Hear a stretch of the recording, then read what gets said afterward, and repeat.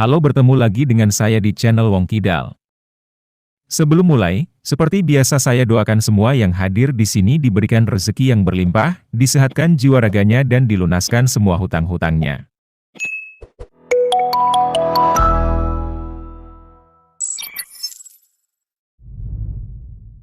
Awal film diperlihatkan seorang wanita yang bernama Valentina yang sedang pindahan. Dia pindah ke sebuah apartemen di pusat kota, hobinya bermain piano, 3 minggu lagi dia akan ikut audisi sehingga dia harus rutin latihan. Sepupunya yang bernama Cameron menawarkan Valentina sebuah pekerjaan agar dia bisa membayar uang sewa apartemen. Karena butuh uang, Valentina langsung pergi ke tempat yang Cameron tawarkan untuk melamar menjadi pelayan di sebuah kafe. Di sisi lain, kita melihat pria yang bernama David sedang konsentrasi menyelesaikan pekerjaannya. David adalah pria yang introvert. Pekerjaannya hanya di apartemen, membuat alat permainan anak yang membutuhkan konsentrasi dan ketenangan tinggi. Temannya yang bernama Nacho tidak setuju dengan David yang hanya mengurung diri di rumah. Dia minta David keluar jalan-jalan. Di sini David bilang kepada Nacho bahwa di samping apartemennya ada penghuni baru. David bilang bahwa orang itu tidak akan bertahan lama, sama seperti penghuni sebelumnya. Nacho tidak setuju dengan David, karena boleh jadi penghuni baru itu adalah orang baik. Namun David bilang dia akan membuat orang tersebut tidak betah tinggal di sana. Nacho protes, dia meminta David berubah, sudah 3 tahun David tidak keluar apartemen, dia terlalu fokus membuat alat permainan baru. Namun David tidak memperdulikan saran Nacho. Malam hari, ketika Valentina tengah asik menyanyikan lagu ciptaannya, dia kaget mendengar suara gemuruh dari samping apartemennya.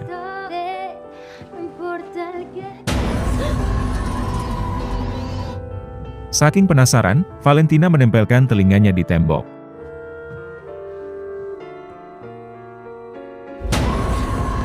Dan suara itu terdengar jelas. Valentina pun ketakutan dan langsung pergi meninggalkan apartemennya. Malam itu Valentina terpaksa tidur di apartemen mantan pacarnya yang bernama Oscar. Esok paginya, Valentina kembali ke apartemennya. Ketika hendak mandi, tiba-tiba Valentina kembali mendengar suara berisik dari samping apartemennya. Ternyata di balik tembok apartemennya, David dengan sengaja membuat suara berisik agar penghuninya tidak betah dan segera pergi meninggalkan apartemen itu. Valentina memberanikan diri memanggil siapapun yang ada di balik tembok itu. David tidak bisa menghindar karena suara kucingnya juga terdengar jelas oleh Valentina. Valentina bertanya mengapa dia berusaha menakutinya. David bilang bahwa ada masalah terhadap tembok apartemennya, tembok terlalu tipis, jadi tidak kedap suara. Apapun yang tetangga sebelah lakukan akan terdengar jelas. Sejak lama David meminta tetangganya urunan untuk memperbaiki tembok, tapi tidak ada yang setuju. Mendengar itu Valentina meminta mereka ngobrol langsung di tangga untuk membahas itu. Namun David bilang mereka ini berada di apartemen yang berbeda. Jadi hal tersebut yang membuat tambah rumit. David cerita bahwa dia bekerja dari rumah yang butuh keheningan total, tanpa ada suara yang mengganggu sedikit pun. Valentina merasa dia tidak bikin kebisingan. David bilang suara piano yang Valentina mainkan sangat mengganggu konsentrasinya. Tentu saja Valentina juga protes dong. Karena menurut Tina, musik itu sebuah seni. Namun David bukan hanya mempermasalahkan bunyi piano, tapi semua suara, termasuk suara air saja bisa terdengar jelas dari apartemennya. Mengetahui itu, Valentina menawarkan agar mereka bergantian ketika beraktivitas. David menolak tawaran Tina, dia ingin salah satu dari mereka harus pindah. Karena David merasa lebih dulu tinggal di sana, maka dia meminta Tina yang pindah. Di sini Valentina baru tahu bahwa David sengaja membuat suara menyeramkan untuk mengusir penghuni apartemen lain. Namun Valentina ngotot tidak mau pindah, karena dia sudah bersusah payah memperoleh apartemen tersebut. Esok jam 5 pagi, Valentina dikagetkan dengan suara berisik. David dengan sengaja mengganggu waktu tidur Tina. Namun Tina tidak mau kalah, dia membalas apa yang telah David lakukan kepadanya dengan cara memainkan piano sekerasnya, agar David terganggu. Berhari-hari mereka saling balas. Hingga akhirnya Valentina hampir menyerah, dia kemudian curhat kepada sepupunya yang bernama Cameron. Dia bilang kepada Cameron bahwa dia sudah tidak tahan tinggal di apartemen tersebut, dia tidak bisa tidur nyenyak dan tidak bisa latihan piano. Padahal 2 minggu lagi dia harus ikut audisi. Carmen kemudian menyemangati Tina agar tidak mudah menyerah begitu saja, karena mereka sudah susah payah memindahkan barang ke apartemen tersebut. Dia menyuruh Tina melawan. Tina pun akhirnya membeli aksesoris dan meletakkannya di dekat tembok.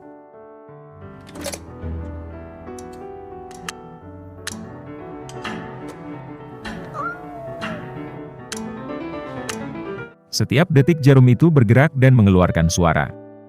David yang mendengar suara tersebut hilang konsentrasi. Dia tidak bisa bekerja dan beraktivitas dengan tenang. Suara tersebut sangat mengganggunya. Hingga akhirnya dia menyerah dan mengaku kalah kepada Tina. Kali ini David sepakat bahwa mereka akan beraktivitas secara bergantian. David minta giliran pagi dan Tina sore hari. Tina tidak setuju, karena di sore hari dia harus bekerja di kafe. Tapi David ngotot minta jadwal pagi, karena dia bisa lebih konsentrasi di waktu pagi. Akhirnya Tina kembali menggerakkan jarum itu. Sekali lagi David pun menyerah kepada Tina. Trik Tina berhasil. Jadi sejak hari itu, setiap pagi Tina bisa latihan piano dengan tenang, sedangkan David harus bersabar menunggu Tina selesai latihan baru dia bisa melanjutkan aktivitasnya. Hari berganti hari, tiba suatu pagi, David mendengar Tina kesulitan dalam memainkan satu lagu.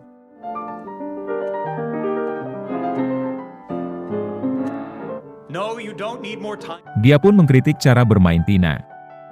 Dia menilai teknik Tina bermain piano sudah benar, namun dia tidak bisa menjiwai lagu yang dibawakan. Tentu saja Tina tidak terima, Tina pun bilang bahwa David adalah pria sombong, menyebalkan dan pemarah yang pernah dia temukan. Setelah itu Tina pun pergi bekerja. Sepulang dari tempat kerja, Tina minta maaf kepada David, dia merasa bersalah karena telah ngomong kasar. Namun David malah bilang dialah yang harusnya minta maaf karena telah bersikap tidak sopan. Karena penasaran, Tina kemudian bertanya apa yang sebenarnya David kerjakan seharian di apartemen. David bilang bahwa dirinya sedang merancang sebuah alat permainan Ultimas. Sudah 3 tahun dia membuat alat itu namun belum selesai. David balik bertanya kepada Tina tentang pianonya. Tina bilang bahwa dia akan ikut audisi, apabila lolos maka dia akan ikut konser. David yang pernah mendengar Tina bernyanyi kemudian memuji suara Tina yang merdu. Tidak disangka ternyata itu adalah lagu ciptaan Tina sendiri. Dulu Tina hobi menciptakan lagu dan menyanyi sendiri, namun sang pacar memintanya untuk fokus ke piano, karena untuk mencapai puncak, kita harus fokus ke satu tujuan. Tina bertanya ke David, apakah kamu jarang keluar? David bilang dia tidak suka bersosialisasi. Dia tidak suka bertemu dengan banyak orang, apalagi ketika bertemu harus menyapa dan tersenyum. Dia lebih suka menyendiri, baginya ngobrol seperti sekarang tanpa bertatap muka jauh lebih menyenangkan. Tina penasaran bagaimana bentuk wajah David. David bilang posturnya tinggi, rambut hitam, mata biru dan berjenggot. Dia selalu menggunakan sepatu boot seperti cowboys. Esok pagi, wajah Valentina terlihat gembira, tidak seperti hari sebelumnya. Tina berangkat kerja dengan hati yang berbunga-bunga. Kebetulan di kafe, ada seorang pria yang berjenggot dan menggunakan sepatu boots. Tina mengira itu David, maka dia langsung menghampiri dan mencatat pesanan sang pria. Lemon tea? Latte, actually. Ketika mengantarkan makan, Tina meninggalkan secarik kertas, yang isinya mengajak pria itu makan malam bersama di apartemennya. Di sisi lain, David ditelepon Nacho. Nacho sedang mengalami masalah, mobilnya ditilang. Saat ini dia tidak mempunyai uang Rp1 pun, dia meminta David untuk membawakan dia uang. Awalnya David menolak disuruh keluar, karena sudah 3 tahun dia tidak keluar dari apartemen. Namun Nacho memaksa dan langsung mematikan telepon. Akhirnya dengan terpaksa David memberanikan keluar apartemen, dia berjalan mengikuti arah sesuai lokasi yang Nacho kirim. Waktu itu, Valentina juga sedang berjalan pulang ke apartemen. Namun sayang, mereka hanya berpapasan.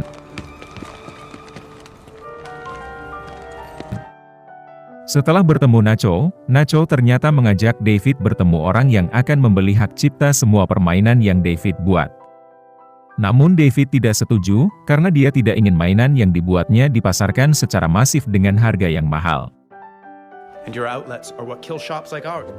Numbers are all people. Singkat cerita, malam itu pria yang Valentina undang tiba di apartemennya. Awalnya kan Tina mengira itu David.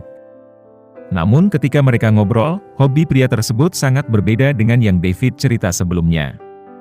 Dan tak lama kemudian terdengar suara dari balik tembok You play Tina. piano. Dari sini Tina tahu bahwa dia salah orang. Tina pun langsung menyuruh pria tersebut pulang. You have to leave.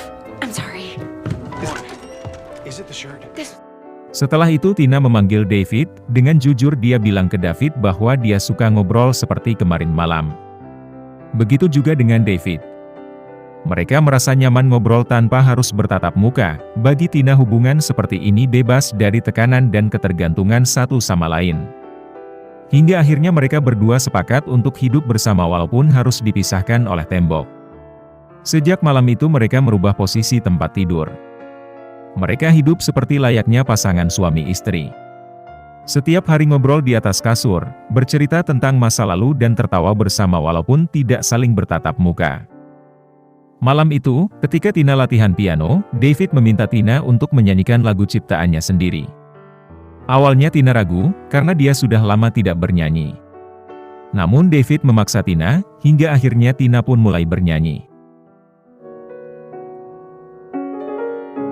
¿Cuándo será que el sol viene el invierno? ¿Será suficiente? Yo sé que un día esto. Malam harinya, mereka masak bersama, karena David yang pintar masak, jadi David yang memberikan tutorial kepada Tina. David menyebutkan semua bahan dan takaran yang tepat agar masakannya sempurna.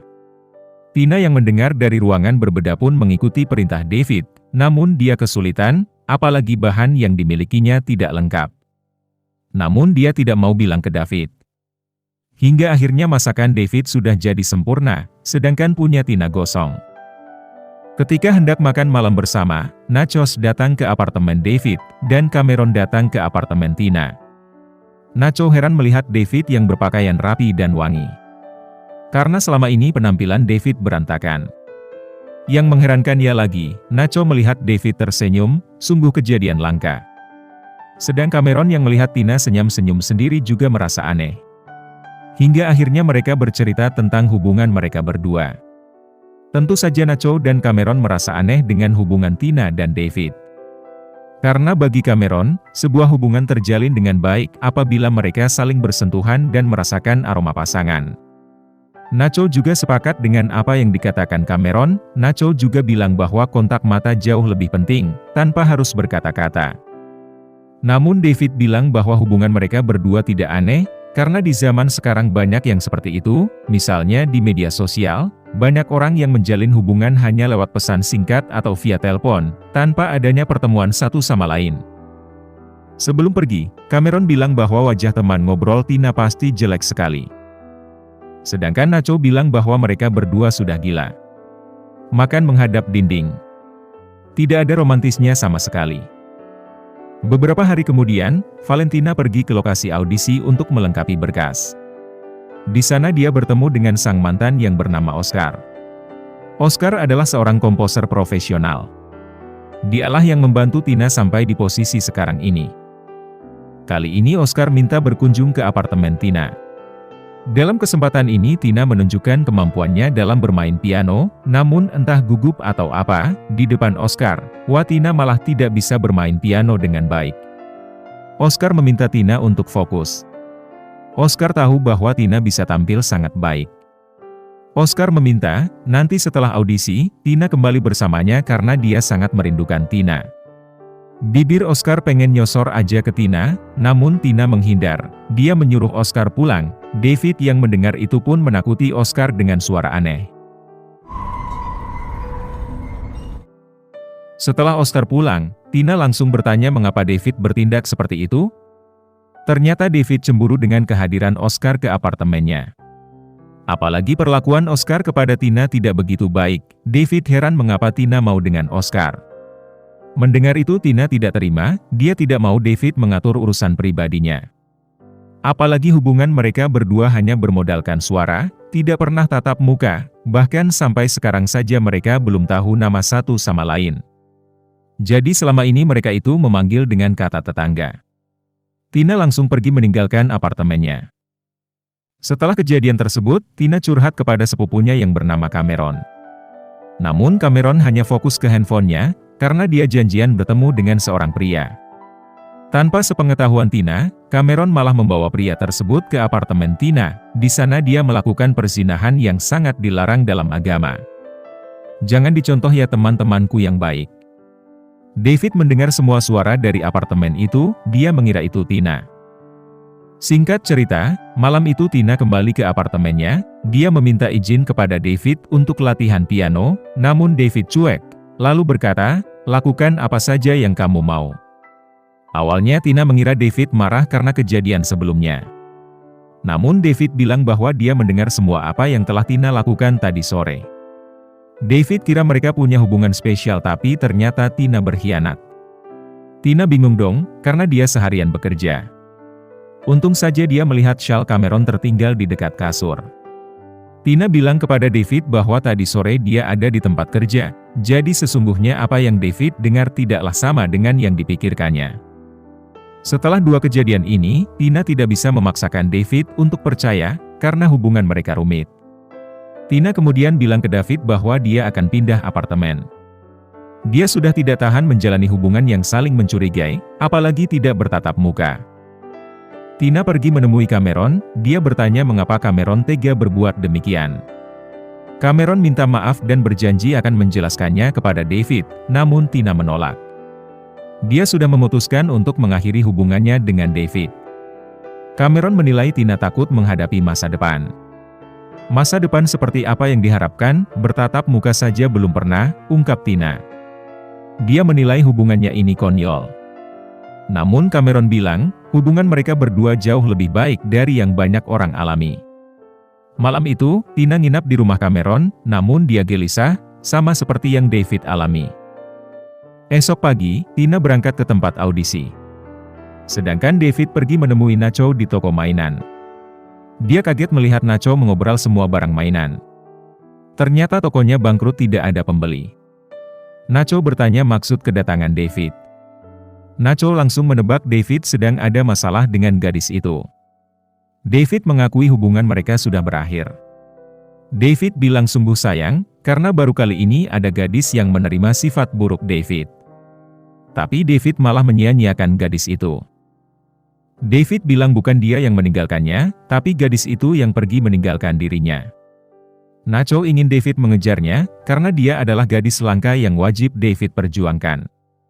Bagaimanapun caranya dia minta David membangun hubungan mereka kembali, Nacho percaya David bisa melakukan itu. Mendengar itu, David pun pergi menemui Tina di tempat audisi menggunakan sepatu boots. Di sana Tina sedang tampil di atas panggung. Namun sayang, Tina memainkan piano dengan buruk. David mendekatinya dari belakang dan berusaha membuat Tina marah agar dia main piano lebih baik lagi. I know that I'm a crank and insufferable. Leave. Ketika selesai, sang juri menyuruh Tina pergi meninggalkan panggung, namun Tina malah menyanyikan lagu ciptaannya sendiri. ¿Cuándo será que el sol cesó? ¿Será suficiente? Yo sé que un día de estos el sol saldrá. Jugaciones. ¿Cuándo será? That's my cousin! Ketika hendak pulang, Tina dihampiri salah satu juri. Dia bilang Tina telah membuang waktu mereka.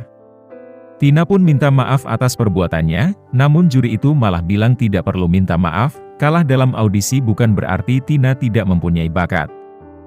Juri itu menilai Tina sangat berbakat. Dia malah memberikan Tina kontak seorang produser musik yang suka dengan suara khas seperti Tina. Setelah itu Tina pun berlari pulang ke apartemennya. Dia langsung mencari David dan ingin mengatakan sesuatu yang penting. Namun David lebih dulu bilang minta maaf kepada Tina, karena dia telah ikut campur hal pribadi Tina, padahal dia tidak bermaksud demikian. Dia mempercayai Tina sama halnya Tina percaya kepadanya. Tina bahagia mendengar kata itu keluar dari mulut David.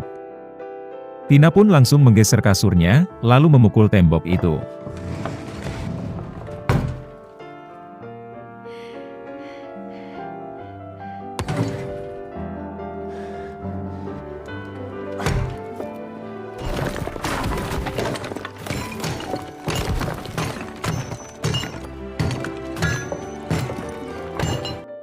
Mereka pun saling senyum ketika melihat wajah satu sama lain. Tina langsung menghampiri David lalu tanpa buang-buang waktu Tina langsung memeluk David yang berewokan. Film pun tamat. Terima kasih telah menyimak cerita ini sampai selesai. Sampai jumpa di Baitullah.